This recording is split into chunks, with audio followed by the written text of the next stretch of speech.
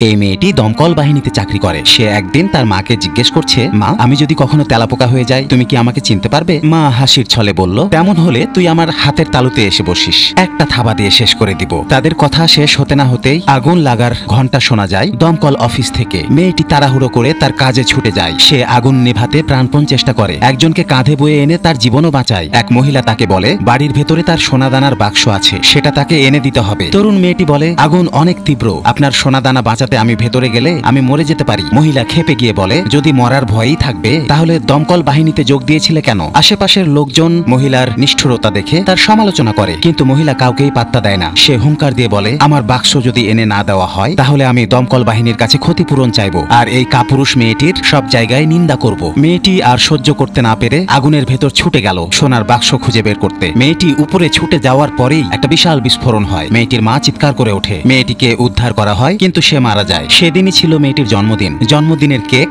বাড়িতে ডেলিভারি দেওয়া হয়েছে। মা সেই কেক নিয়ে মেয়েকে বলছে, জেগে ওঠ মা, হ্যাপি বার্থডে টু ইউ। কিন্তু মেয়ে আর সাড়া দেয় না। মা প্রার্থনায় হাত প্রসারিত করে আর সেই হাতে উড়ে আসে তেলাপোকা। মা তার মেয়েকে চিনতে পেরে কান্নায় ভেঙে পড়ে।